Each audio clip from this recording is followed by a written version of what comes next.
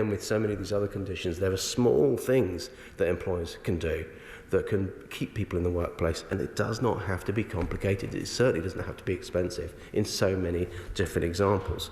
So we believe that employers can and should play a significant role in supporting people with long-term health conditions to access and remain in work. It can certainly benefit individuals, but it can also bring real bottom-line benefits to employers, avoiding recruitment costs and not unnecessarily losing experienced and valued members of staff, for example.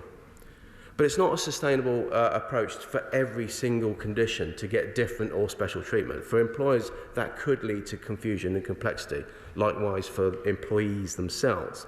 And that's why the government's starting position is that in terms of the workplace, specifically in terms of the workplace, an overall framework for providing health support to employees, long COVID should be treated the same as any other long-term health condition. And let me set out that framework, and as you'd expect, it is a cross-departmental effort. The government's response to the Health is Everyone's Business consultation, led by the Department of Work and Pensions, was published in July 2021. It sets out some of the measures we'll take to protect and maintain progress that's made to reduce ill health-related job loss and see 1 million more disabled people in work from 2017 through to 2027. Health, yes, I'm happy to go ahead. To the Minister, and I'm listening keenly on what he's saying, but the issue is that this is an infectious disease that is contracted partly as a result of exposure, and there's clear evidence that exposure takes place in the workplace. So it's not different, it's not the same rather than existing progressive illnesses or fluctuating illnesses. It is very much an infectious disease contracted in the workplace, and that's the basis for our recommendations. No, I understand the point. What I'm trying to set out is the framework for managing long-term illness. But indeed, clearly, we still have support in the workplace for infectious diseases, which actually we know. I cited ME, fibromyalgia, Guillain-Barré, Miller-Fisher. They're all post-viral infections. They have an infection beforehand that typically leads on to those other long-lasting conditions, and so that's why I'm compartmentalising that framework. But nonetheless, I very much take her point about the infections in the first place. Now, Health is Everyone's Business didn't consult on long COVID or any other specific health condition for that matter. It looked at those system-level measures to support employers and employees manage any health condition or disability in the workplace. And the measures, therefore, that we're taking forward include providing greater clarity around employer and employee rights and responsibilities by developing a national digital information and advice service, working with the Health and Safety Executive to develop a set of clear and simple principles that employers would be expected to apply to support disabled people and those with long-term health conditions in the work environment, and increasing access to occupational health services, particularly for SMEs who we know are currently underserved. And as I've said, while these measures are not long COVID specific, they're key steps in our effort to change the workplace culture around health and sickness management. That will benefit those suffering from long COVID, the same as those suffering from those other longer-term health issues or disability. But we're also responsible, as the Honourable Lady, for the Member for Motherwell and Wishaw said, about flexible working. And it's a particular policy that we know can be incredibly helpful to those suffering from many long-term health conditions, including long COVID, as they seek to manage the symptoms, some of which we've heard today, like extreme tiredness and insomnia, depression, anxiety. And whilst that doesn't provide the whole answer, flexible working can really be an important tool for both employers and employees as they take forward discussions about how to better balance the demands of work and life, in particular for those managing some long-term health conditions. And the consultation also introduced plans for a future call of evidence on the subject of ad hoc flexible working, where we want to explore how non-contractual flexibility works in practice. And I discussed this with the Flexible Working Task Force in February, and we're going to ensure that the role of ad hoc flexible working in supporting those with long COVID and other health conditions, like the menopause and endometriosis that I've cited, is part of its considerations. Yes, I'll give way, but the Ministers advise me if they're looking at cutting the time in which someone can actually apply for flexible working, because at the moment you have to be in work for quite a long while before you can do so. And it's our manifesto commitment was to consult on this, and what we're clearly looking at within that consultation was a day one right to request flexible working. I think that's the key thing, because that's what will attract people to a good workplace, or will keep them in good workplace, and you might as well start as you set to carry on, frankly. But another significant part of the cross-departmental framework is the Government Equalities Office, responsible for the Equality Act.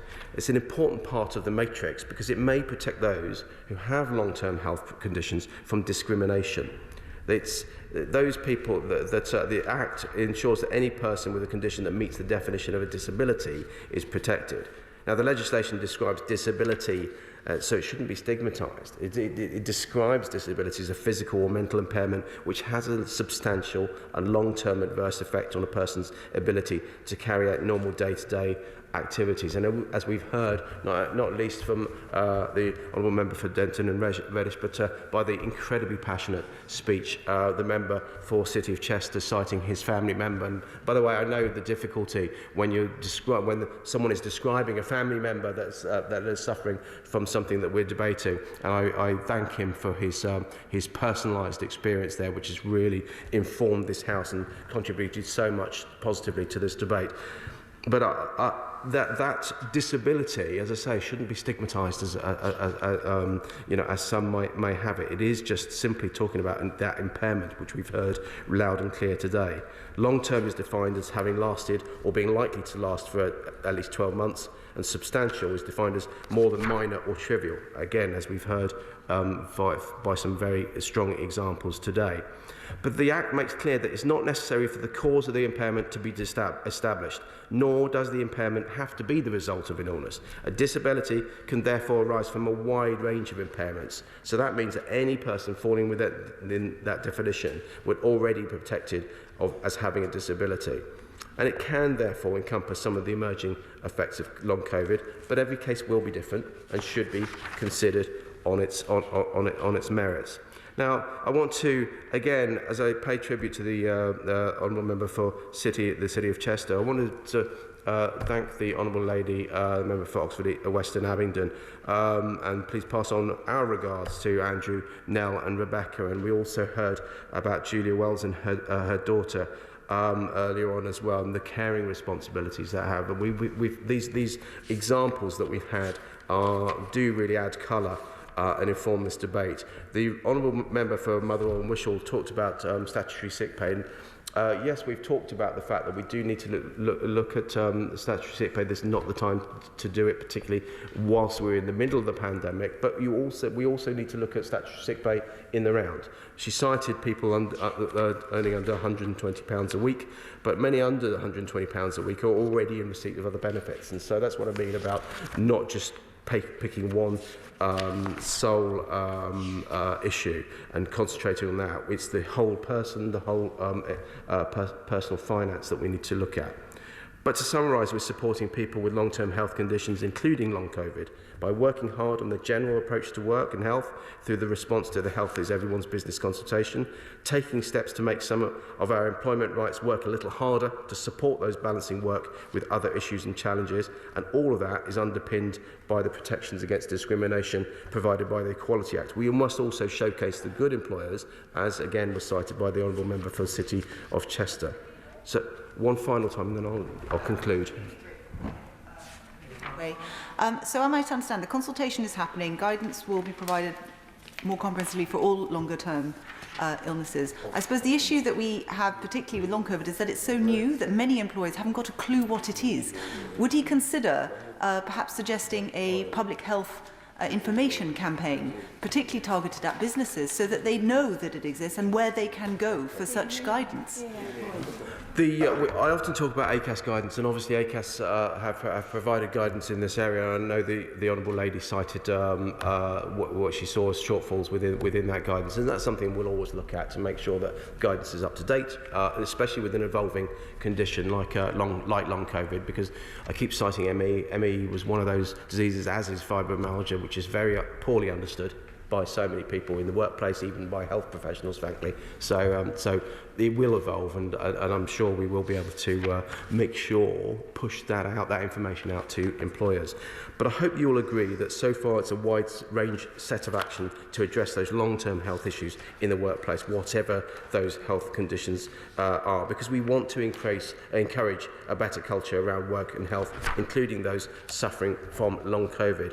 Madam Deputy Speaker, I firmly believe that it's an important principle to have a single, consistent and clear approach to managing health in the workplace. It's unsustainable to have a number of different approaches for different conditions. But again, I'd just like to close by thanking everyone once again for this helpful and informative debate. Thank you. The question is, as on the order papers, may that opinion say aye? Aye. On the contrary, no. I think the ayes have it. The ayes have it. And now we come to the... Sorry, I'm going to allow the honourable gentleman to leave. Now we come to the debate on matters to be raised before the forthcoming adjournment. Perhaps members who are leaving could actually leave. You shouldn't be standing up talking. We now come to the debate on matters to be raised